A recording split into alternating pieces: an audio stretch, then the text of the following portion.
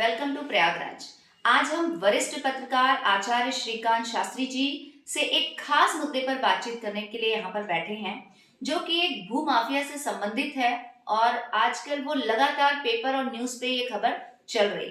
तो हम अपने वरिष्ठ पत्रकार जी से ये जानना चाहेंगे कि भू माफिया रिटायर्ड लेखपाल, जो कि सिर्फ 10 बिस्वा का कायस्थकार था,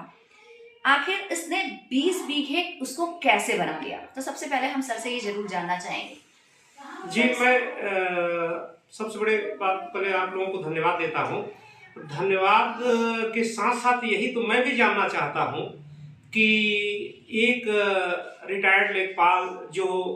10 पुश्तैनी ढंग से अपने पिता के नाम, उसके पिता के लगभग मुश्किल से 10 बिस्सा की जमीन रही होगी या नहीं रही होगी, लेकिन आज वो कैसे बन गया 20 बीघा का काश्तकार, यही तो हम हैं हैरत में है, लोग हैरत में है, समाज हैरत में है, क्षेत्र के लोग हैरत में है। अब शासन प्रशासन के लोग क्यों नहीं हैरत में हो पा रहे हैं, ये तो वो जानेंगे। लेकिन ये आम जन में, पूरे जनमानस में एक चर्चा का विषय है कि ये 10 बिस्सा का काश्तकार कैसे 20 बीघा का मालिक बन गया। और यहाँ तक कि सर हमने ये भी सुना है कि इसका जो पुश्तैनी मकान था वो मात्र आधे बिस्से में था, बिल्कुल कम था, लेकिन अब कई बीघे में ये हो गया। जी, बीघे का बड़ी वो उस पर राजमहल बना लिया है, दूसरे के बीचों बीच। अब ये लोगों का पूछना, भाई आपके पास ये जमीन रजिस्ट्री कराए कि बैनामा कराए, कहाँ से आई, कैसे आई, ये पूरा समाज, बल्कि यहाँ तक कि ग्राम सभा ने, तत्कालीन ग्राम सभा ने ग्राम प्रधान के माध्यम से वहां इस भूमाफिया के रूप में प्रस्ताव पारित हुआ है कि ये कमलाशंकर मिश्रा गांव के गरीबों का, दोनों आंख के दिव्यांग दलित का, ग्राम सभा का 20 बीघे पर अनाधिकृत रूप से कब्जा कर लिया है। कब्जा करने के साथ साथ उस पर एक ही कैंपस में ये विद्यालय बनवाता है और उसी कैंपस में अनेकों नाम से, लगभग ये मैं तो कह ही रहा हूं, इसके द्वारा आरटीआई में ये दिया गया है कि अमुक विद्यालय, ये अमुक विद्यालय, इतने विद्यालय, ऐसे इनके द्वारा स्वयं से ये दिया गया है कि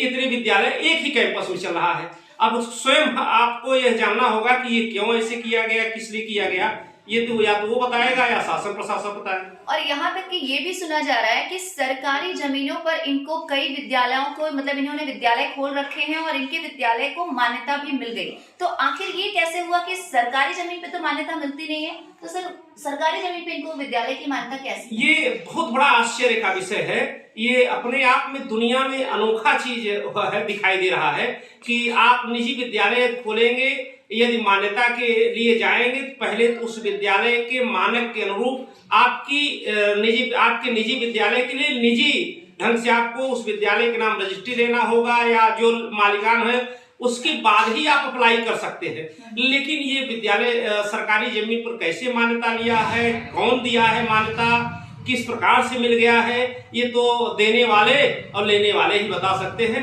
लेकिन लोगों में एक आश्चर्य का विषय है, कानून के जानकारों में या शिक्षा विभाग के लोगों में एक बड़ा आश्चर्य का और खेद का विषय है। तो देखिए, ये बहुत बड़ी बात है कि एक प्रकार से ये लेखपाल सरकारी जमीनों में विद्यालय बना रहे हैं और इनको मान्यता मिल रही है। तो आखिर ये कैसे मिल रही है, इसके विषय में भी सघन जांच होनी चाहिए। इसके साथ साथ हम लोगों ने ये भी सुना है कि पंचायत भवन की जगह में न बन करके ये किसी की जमीन में भी इन्होंने विद्यालय बना लिया है। तो आखिर ये कैसे हुआ, उसके लिए प्रशासन कैसे नहीं आई, उसको सूचना कैसे नहीं मिली, कैसे इनके विद्यालय को बनने दिया गया? एक विद्यालय के साथ साथ आप ये जो विषय है पंचायत भवन का, पंचायत भवन का जमीन छूटा हुआ है ग्राम सभा में, सरकारी जमीन छूटी है, लेकिन इसके सातिराना या इसके मतलब कुचक्र या इसके षड्यंत्र के तहत किसी के खलिहान में ये पीड़ित पक्ष शारदा प्रसाद आदि के जो पुश्तैनी सैकड़ों बरस से खलिहान होता है, वहां जाकर के पंचायत भवन बना, जबकि सरकारी पंचायत भवन के लिए जगह छूटी हुई है। अब कैसे बन गया, वहां का लेखपाल, वहां का कानूनगो, वहां के और जो इस तरह के मैसेंजर हैं, काम करने वाले लोग हैं, शासन प्रशासन के लोग हैं, और लगभग पंचायत भवन की जहां जमीन हमको जो जानकारी है, जो कागज में दिख रहा है, और वहां से लगभग 1 से 1.5 किलोमीटर दूर बन गया है। ये बहुत ही आश्चर्य की बात है। और इसका इस तरह से अनेकों प्रकार का ग्राम, हमको तो ये जानकारी मिली है कि जहां जहां ये रहा है, जिस जिस गांव में लेखपाल के पद पर कार्य किया है, उस गांव का ये अलग से बस्ता बना लिया है और वहां भी ऐसे किया है। दूसरी बात, ये 1980 के दशक में ग्राम सभा इटहरा में चकबंदी प्रक्रिया के दौरान ये अपना कार्यक्षेत्र अपने गांव में ही करा लिया और उसी के दौरान ये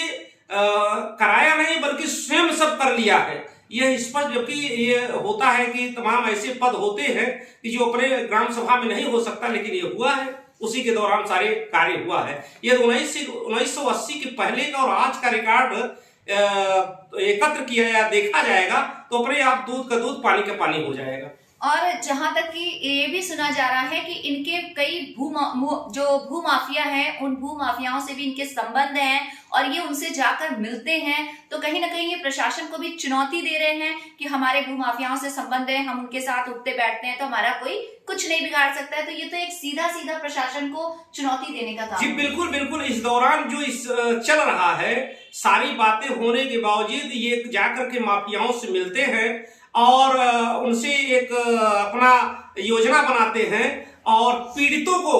षड्यंत्र की तरह फंसाने की योजना करते हैं, गलत गलत ढंग से एप्लीकेशन दिलवाते हैं कि पीड़ित पक्ष, इसी तरह से इनका साम्राज्य बना हुआ है। यही कह करके अभी तक ये अपना बनाए हुए हैं और लगातार ये माफियाओं के जिस माफिया के ये सहयोगी हैं या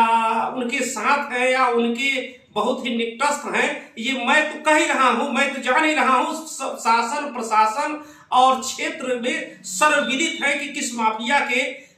बहुत करीबी हैं, खास हैं, उनके कृपा पात्र हैं और उनके बल पर ये, उनके सहयोग से ही इस तरह से इतना बड़ा षड्यंत्र किए हैं और 10 बिस्सा के काश्तकार होते हुए 20 बीघे पर अपना साम्राज्य स्थापित किए हैं। और यहाँ पे एक बहुत ही ज्यादा जो पॉइंट उठ रहा है जिसकी वजह से इनकी सारी ये काली करतूतें सामने आई हैं, तो वो है एक दिव्यांग जो दोनों आंखों से बिल्कुल मतलब उसको दिखता नहीं है और उसके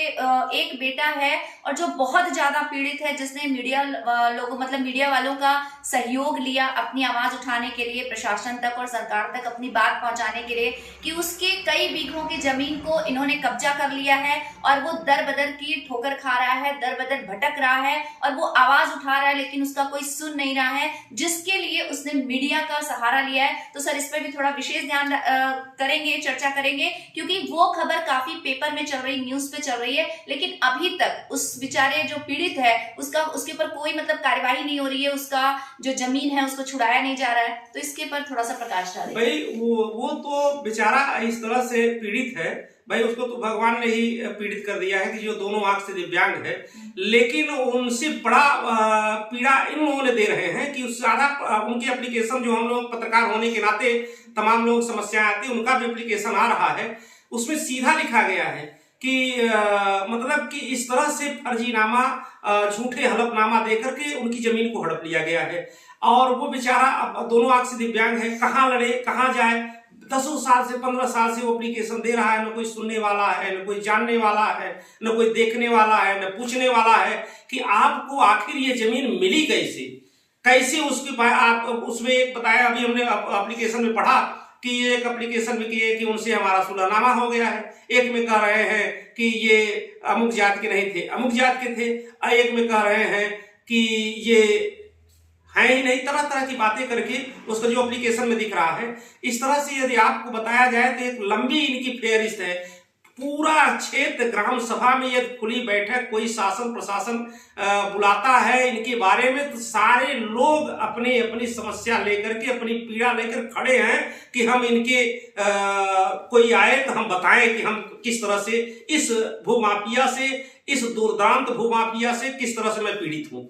तो आप ये देखिए कि ये जो दिव्यांग मल्लू हैं, इनके जो केस चल रहा है वो 10 साल हो चुका है और 10 साल से ये भटक रहा है और इस पीड़ित ने अंत में हार कर मीडिया का सहारा लिया है और उसने कहा कि हमारी आवाज बनकर आप सरकार तक पहुंचाइए, क्योंकि उसको अपनी सरकार पे विश्वास है कि इस समय भू माफियाओं पे नकेल कसने वाली अगर कोई सरकार है तो वो सिर्फ और सिर्फ योगी सरकार है, मोदी सरकार है। तो इनके रहते ही जो कल्याण होगा या जो भी जमीनें छुड़ाई जा सकती हैं गरीबों गरीबों की, तो वो सिर्फ इनके रहते ही हो सकती है, ऐसा उस पीड़ित को विश्वास है। तो कहीं ना कहीं हमारी सरकार से भी ये रिक्वेस्ट है कि मीडिया की आवाज सुनते हुए, जितने भी हम पत्रकार बंधु है, सबकी आवाज सुनते हुए, जिस प्रकार से आप बड़े बड़े भूमाफियाओं को खत्म कर रहे हैं, भूमाफियाओं के ऊपर नकेल कस रहे हैं, उसी प्रकार से ग्राम में ठहरा के इस मैटर को भी सुना जाए। शासन और प्रशासन और सरकार थोड़ा सा सख्त कार्रवाई करे। रचना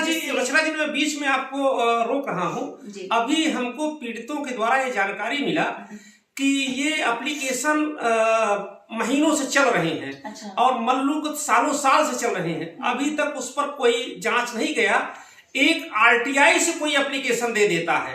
रातों रात सुबह 8 बजे वहां जा रहे हैं कि आपने नाली कब्जा, ये पीड़ित के द्वारा बताया जा रहा है कि आकर के आपने नाली, अरे इस तरह से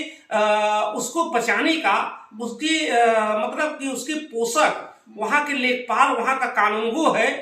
कि आप आश्चर्य सुन जाएंगे कि माने इतने बड़े होने के बावजूद भी इस भूमाफिया कमला शंकर ऊपर अभी तक कोई कार्यवाही न हो पाना, ये बड़ा आश्चर्य की विषय है। और जबकि मुख्यमंत्री रोज कह रहे हैं, उस पर जिलाधिकारी महोदय जी आर्डर कर रहे हैं, लेकिन किस कारण से, किसके द्वारा इसको बचाया जा रहा है, अब ये तो ये बताएगा या इसके सहयोगी गण ही बता सकते हैं। तो देखिए, बहुत बड़ी बात है कि अगर एप्लीकेशन डाला जाता है और रातों रात एक ऐसा एप्लीकेशन आता है जो उसी पीड़ित के खिलाफ हो जाता है कि आपने इस पे कब्जा किया, उस पे कब्जा किया, और इस तरीके से सारे एप्लीकेशंस को दबाया जा रहा है। नाली की बात करते हैं, जबकि ऐसी कोई बात नहीं है, लेकिन वहां पहुंच जाते हैं, लेकिन ये इतनी बड़ी घटनाओं पर नहीं पहुंच पाते।